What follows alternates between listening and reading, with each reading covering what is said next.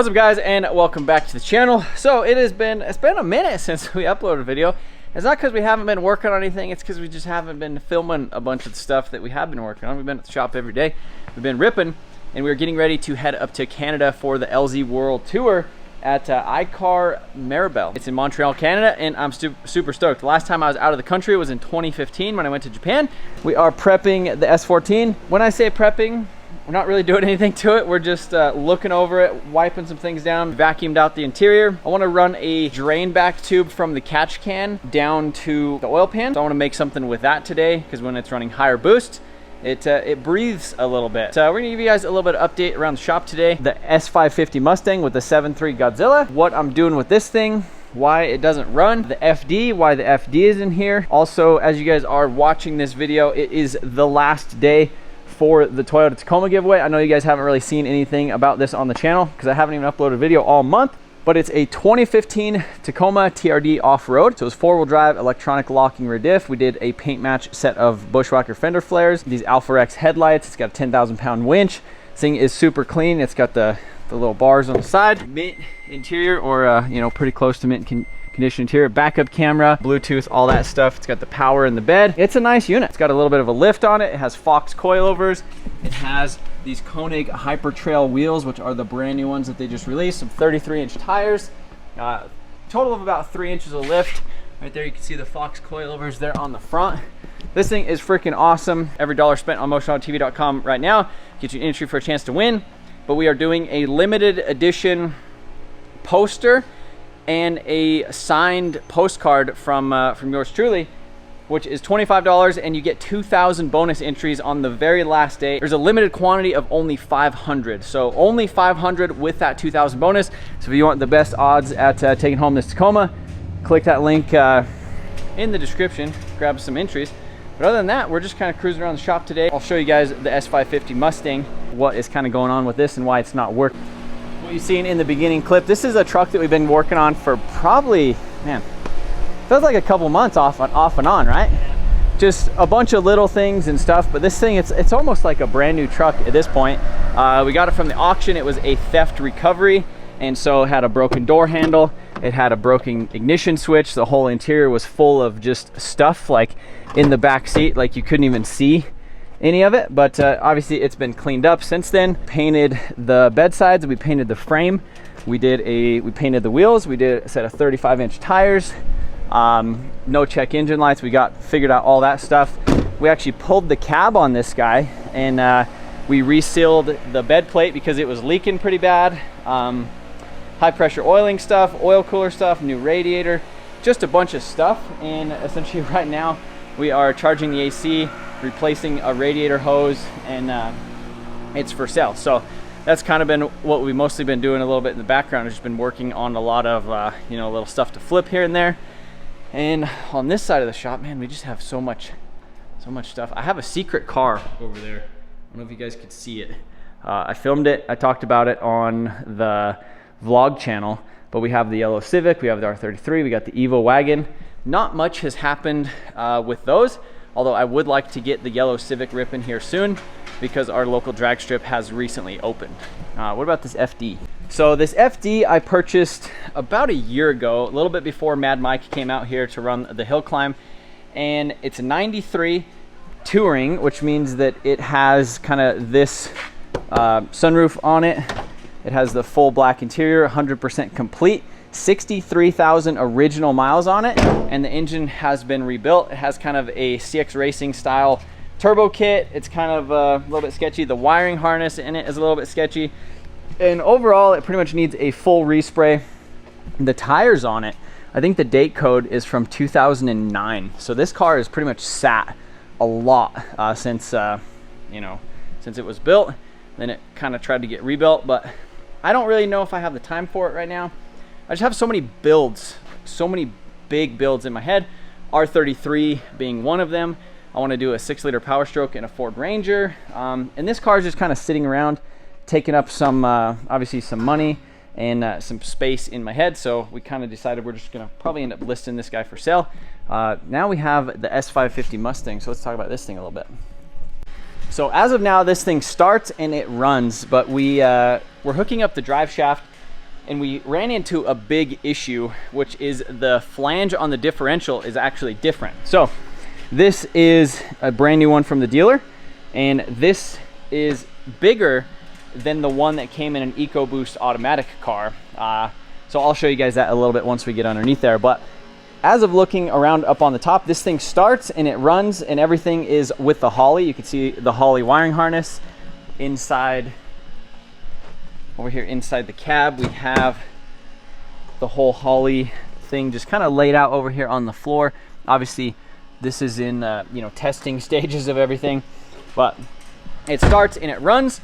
But one of the things that I really wanted was for this thing to start and run on not only just by itself. Oh, look, it's ready to start right now. So we got fuel pressure. We got the full Deechworks fuel system hooked up in this thing. So when you hop in the car, obviously it's a Mustang. It has the push button start. So you click that button right there. It starts flashing. The Holley turns on. But the issue that I'm running into is it doesn't crank long enough to like actually really fire up the engine by itself. So what we'll do, we'll see. So you push the brake, then you hit start. She's got dead battery. The exact same issue that we had when we put the 2J in here initially is the body control module wants an RPM signal. So when it cranks, you should see a little RPM signal right there. Obviously, the Holley does not communicate with the factory Ford body control module because it's a different speed of like CAN system. I don't even have them hooked up to try to talk to each other. But the CAN bus system, it's like information highway, but imagine different speeds in a different language. You know, you have to calibrate the speed and the language to itself and assign a value to a certain, let's say, line of code or whatever, or a signal or a message. And so that's just something that I've never really done. I know you could sniff like the OEM stuff, but I don't even know like the device that you would use to even like sniff the CAN data on a Ford. But it would also have to be a factory, you know, like a car that ran, so you could see which one is the RPM signal. So that way you could see the RPMs, you could take the RPM signal from the Terminator, convert it somehow to the right speed and language, and then push it into the body control module of the Mustang. But we'll go out in the engine bay and I'll show you kind of what I've tried and attempted at so far and haven't had any luck with. Yeah, sorry if you guys hear that thing over there. It's just vacuuming down the system. With the 2JZ Mustang, what I did is I left the EcoBoost ECU in there. I ran the crank signal sensor right here. This is a crank sensor. I ran the crank sensor wire from the EcoBoost ECU to the EcoBoost crank signal, and then I actually took the 2JZ pulley off of the front. I welded the crank trigger off of the EcoBoost onto the front of it, and then I stuck it on there. I made this fancy little bracket, so that way, you know, we essentially had something that looked like this. So that way, when you pushed the push button start, it seen that there's an RPM signal. So it would say, okay, cranking is this many RPMs.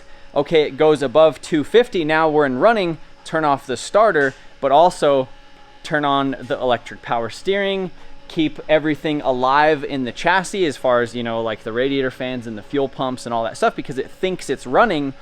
And if I just deleted all of that stuff, honestly, I could just run this thing as like a switch panel. But it's so cool to have a car like this where you literally, like, you pull up to a parking lot, like you stick your hand in the door handle because it's the keyless entry. It unlocks, you get out of it, and you lock it. That's kind of cool, especially with taking this thing on Drift Week and parking it at hotels and doing all that stuff. It was just cool to have a super modern car. Obviously, it's a modern engine that was never supposed to be in here, and it's speaking a different language. So yeah, that's a little bit of my dilemma. I've pretty much already figured out the pulley system in the front. We have a serpentine belt on it already. We have the different throttle body, so all that stuff works correctly. And then the main thing that we need to do is put in the radiator and hook up the radiator hoses, which I pretty much already figured that out as well. But the big problem is the RPM signal. So how do I get the RPM signal into the body control module to where it turns everything on and be happy? Well, I think we're looking at doing something similar to this again, or this is my ideas, and sorry if this video is a little bit wordy just talking about stuff because there's just a lot of stuff to explain. let's say if we put a Coyote ECU, which I think these are technically the same ECU. So let's say if we program this ECU to think that it's a Coyote, then we could technically take this, which is an OEM sensor signal, whatever, and we share the crank signal from the Godzilla, because it's technically converting it to there's like a little resistor pack or something that's on it from that Holley gives you. But essentially the OEM Coyote crank signal is very similar to the Godzilla. So in theory, we should be able to split that signal and share it. But I didn't even split it or share it. I looked up the pinouts online. I just ran the wires into this and just got in the car and cranked it, and it still wasn't showing any sort of like an RPM signal when we're cranking. And maybe that's due to it being a different signal. Obviously, maybe different sensor style. Obviously, this one might be a Hall effect sensor and a VR sensor. So it could be a different type of sensor, and really the only way I'll know that is if I actually program that thing and then stick the wiring harness in it. But it could be as simple as that, because honestly, I would like to just split the crank signal, share it, and then body control module, everything is happy. And it's one of those things where it's either gonna be that or it's gonna be crazy to try to figure it out. So that's kind of my dilemma with this thing. But we'll get this thing up in the air, and I really want to swap this thing out to actually hook up the drive shaft, and then we can kind of move on from there.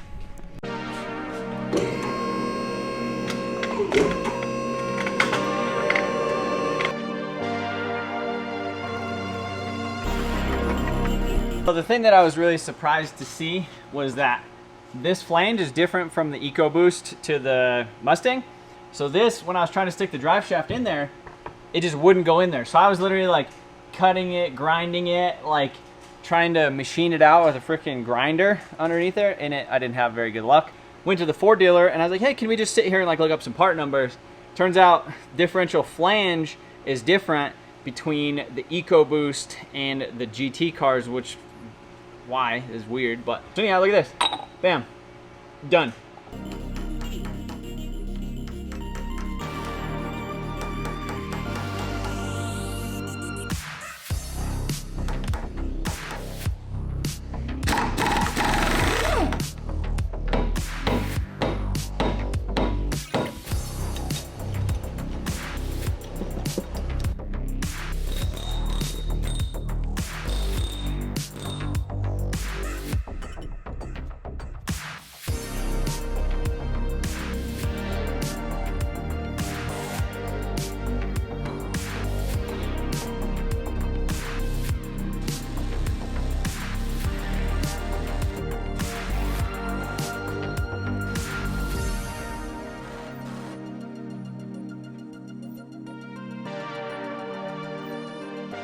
All right, so what I did is got the other one off, and then to tighten it, obviously there's some sort of a preload, and there's a little crush sleeve in there, and messing with that stuff is not good. But I got it tightened down, and then I just tightened it to the same kind of, I guess, witness marks of where it was indented before.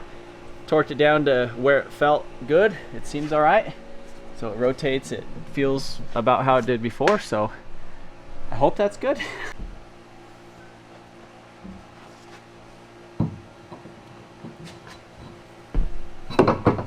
Yeah, done.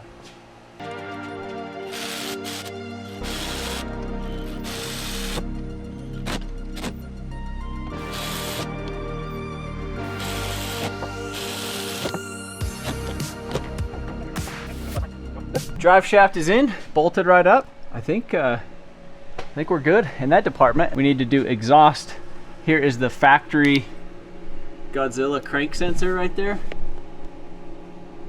So that's the factory Godzilla one. The Coyote one, I believe, is maybe in a different spot. I need to change the wiring on this, because this is technically it's calling for I believe a Bosch 4.9, and I have a NGK NTK sensor, so I don't know if they're cross-referenceable or whatever. Just a couple little things like that, but we're gonna go ahead and get this thing down I'm really curious if I could reprogram that ECU and tell it that it's a Coyote instead. All right, so we're gonna take a little break from the Mustang to kind of mess with the trucks for a little bit. Obviously, we're getting ready to go to LZ's. Now we gotta figure out what truck are we gonna take, right? What do you think? 450, 250? The 250 is nice, just the interior bothers me now. Why? Because it's all back to stock? It's all gray and just back to basic. Well, it's not a work truck because it's, you know, it has the power seat and all that, and it has the 8-inch screen. But I did put the interior back to 100% stock in the 2018. I pulled out that full leather, basically the black leather, the full console, and the 12-inch screen, because this is a 2018, that is a 2022, and this has the basic interior in it. So you can see it's like this. I've already been looking at the wiring, and in theory, everything should work. Now I gotta put my registration back in this guy because we swapped dashes. So one of the things that didn't work, I programmed some stuff with the cruise control, so I need to change the instrument cluster programming with ForeScan. So I'm gonna do that real quick, and then before we leave on the trip, I think I'm gonna go ahead and put the leather steering wheel back in here.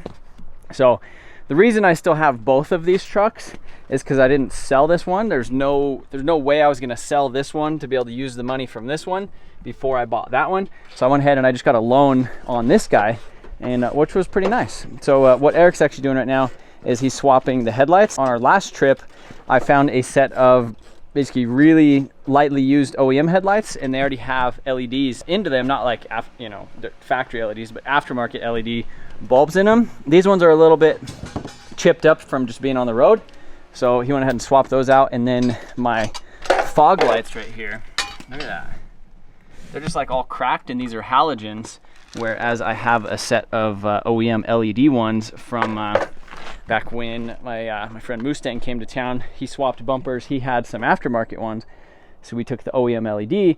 So we're gonna put the OEM LEDs in here, because as you can see, this one's all, looks like it has mud in there, and that's just not nice. So swap that out. But kind of the plan is to take the 250. Seems like it gets a little bit better mileage, and we're just gonna take the single car. So I'm gonna go ahead and program the ForeScan, see if I can get my cruise control to work, and then go from there. But yeah, this one's ready to go. This thing's, it's got fresh oil, fresh filters, fresh everything. We don't have to wear out the tires. There's also some suspension stuff in the front of this that we want to take care of. Seems like it's wearing the tires a little bit weird, so I don't want to take it on another, you know, 4,000 plus mile road trip and wear out these expensive tires when this one drives straight, tracks straight, is all good to go. So I don't know, I think we're gonna take the 250 because she's nice and she's fine. So I'm gonna go ahead and program this cluster, get the cruise control to work again, because I think I did something. I transferred the cruise control settings from the body control module to the cluster, so I just need to change some settings, and then cruise control should work again. Oh man, there it is. So we got full LED.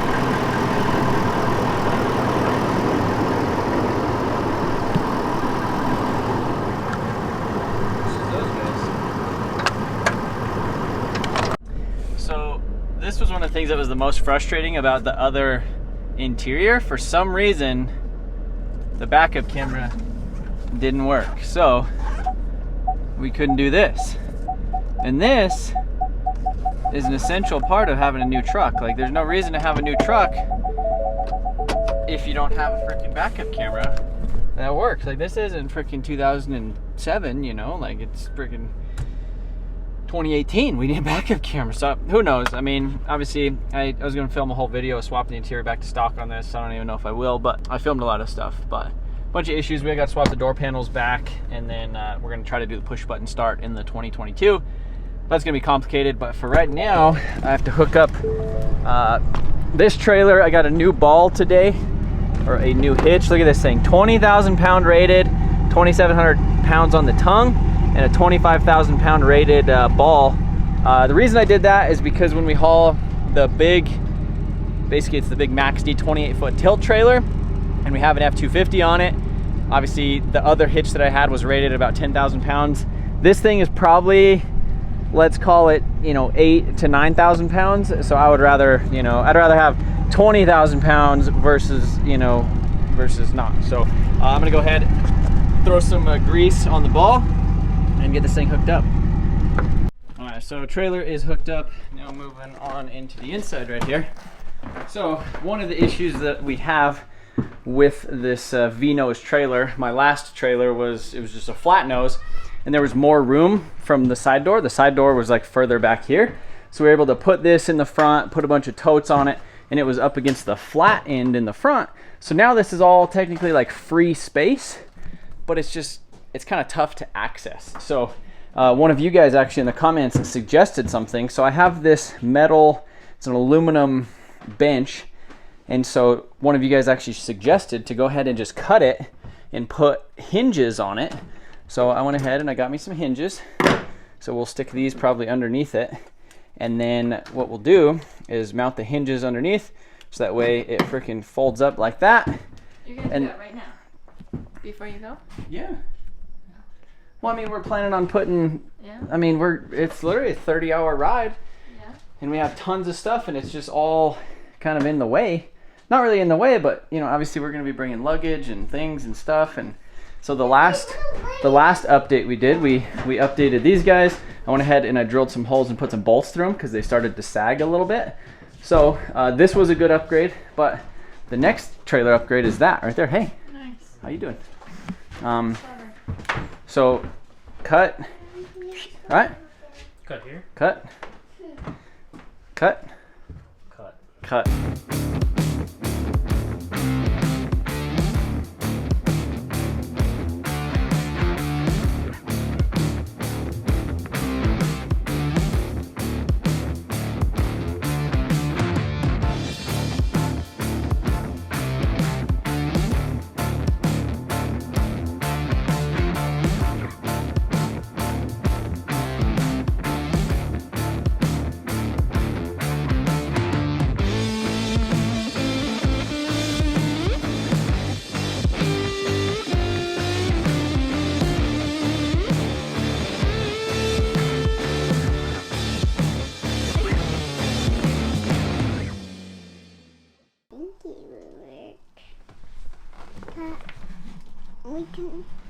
How do we get up there? Well, you flip it up. Look at that. There's probably a hinge. Like if I put the hinges on the top, it would be fine. But the hinges, I didn't want the hinges on the top because I wanted a straight. Let's see if it holds up, Kenji. Get on top of here. Yeah, hey, don't get on it right now because I wanted this to stay right there. To like put some weight right there. Mm-hmm. I want to get on here. Mom, help me.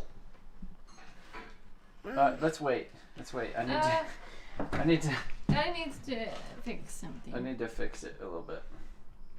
Hmm. Sorry. It's gonna take forever. Sorry. I think I ruined my cap. I don't know. There needs to be the right hinge. Like it needs. I don't know what kind of hinge could you bolt from the bottom and have it tuck in, unless we just had that piece removable where you literally picked it off and then set it back on.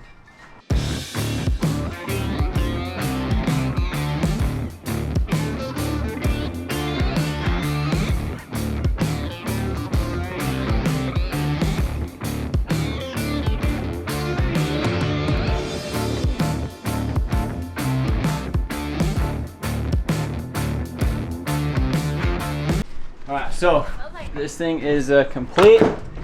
Check this out. So move off all of my stuff. I got a lock right here now. Look at that. And then it kind of pinches itself right here. And then we have like a 1/4 of an inch of overlap right there where, look at that. Bam, done. Now we can walk through over there, and then look at this. We even got a zip tie. So not the best thing in the world, you know, but kind of a little bit wigglier. But what are you gonna do?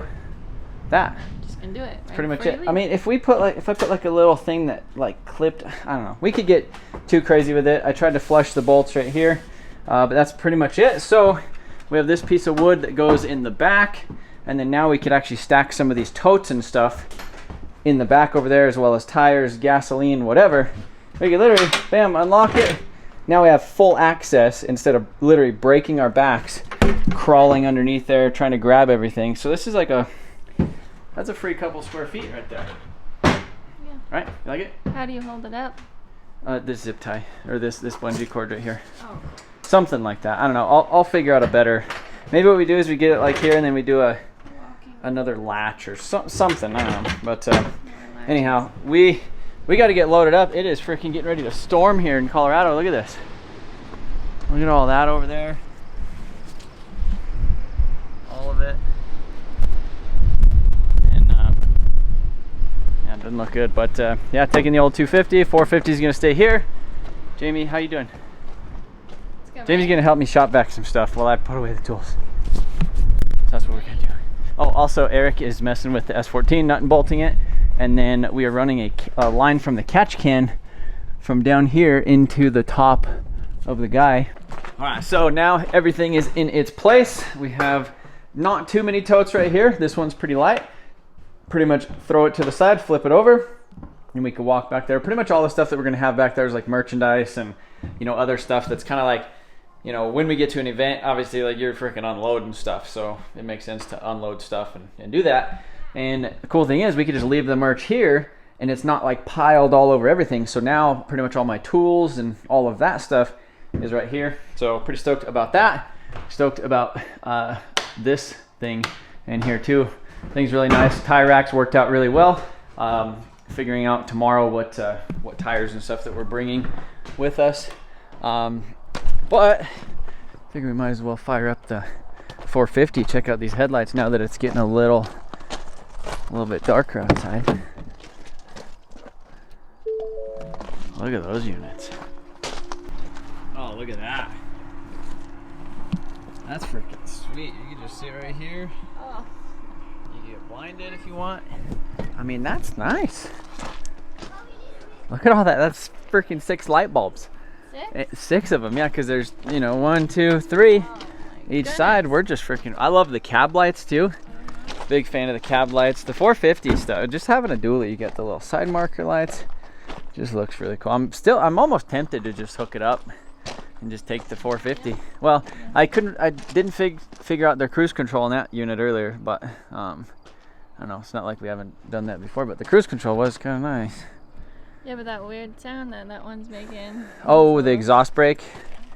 Yeah, see, Jamie knows. Jamie knows. Exhaust brake. What else? I'm excited for these. Downshifted a little funny. I'm excited for this interior to get. Look at that. Refreshed. It needs that whole setup that was in there, but we're figuring it out. So now moving back into the shop, we have the S14. Here is the little spot right there. Well, you can't really see it, but we're gonna run a lower drain from the catch can. Seemed like high boost, like 19 pounds. It was pushing a lot of oil into the catch can. So, which was crazy because at the last event that we did in Arizona, literally no blow by, the catch can was like dry. So I think when you bump up the boost a little bit into that 18, 19 pound range is when it seems like it breathes a little bit more. But at this track, it seems like it's gonna be fast in Canada, so we're probably gonna have to turn it up a little bit. So we have this little guy right here, which is the factory oil level sensor for the thing. So all I'm gonna do is pretty much just grind that down a little bit, shove it in there, and then weld it up. Obviously clean off all the anodizing and stuff from this, and then that'll just be a 6-and fitting that goes straight into the pan, and it just will return basically any oil that does get blown into the catch can down into the pan. And the reason I'm doing that is because it was excessively blowing it into the catch can to the point where it was filling up the catch can and then going all over like the intake manifold and stuff. So I don't want that to happen. I'd rather go in the pan, and any of the vapor, once the oil gets hot enough, it should, in theory, like kind of steam out of there a little bit, right? FD. FD.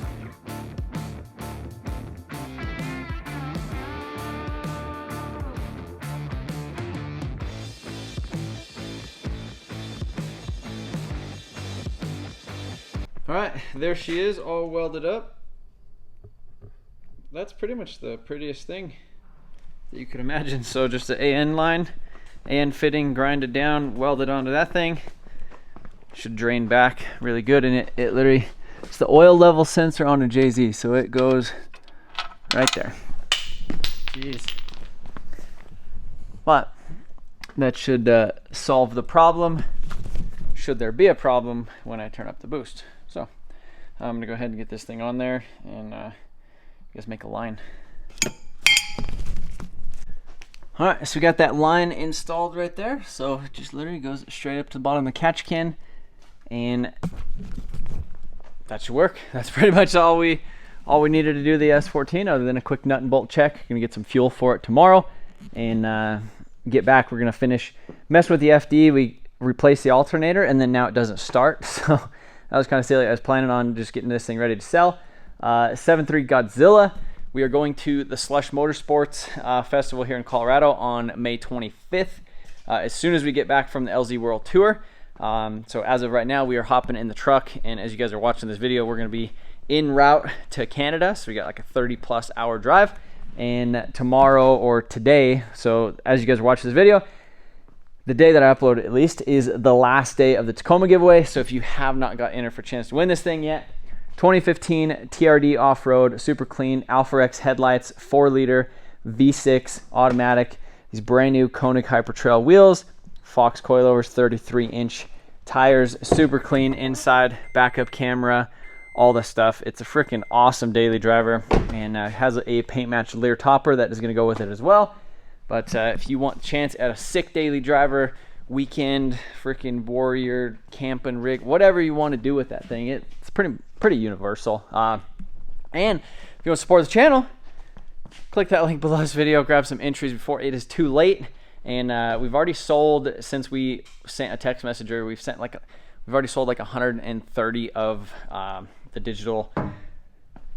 We've already sold like 130 of the signed postcards, and we only have 500 of them total. They come with 2,000 bonus entries. So if you want to squeak in last minute and get basically the highest amount of entries, click that link in the description, grab that, or digital download, or VIP, where you will get entered into every single giveaway that we do. And you don't have to worry about it. You don't got to stress, and you get double entries. So appreciate you guys watching this video. We will see you in Canada, and when we get back, 7.3 Godzilla, hopefully get that thing running. I would like to take it to Slush, and then this thing will be for sale, and then some other stuff over there on the other side of the shop, like the Civic and the 33.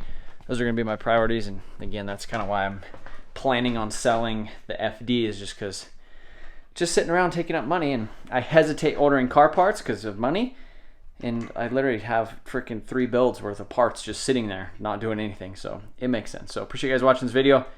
See you later.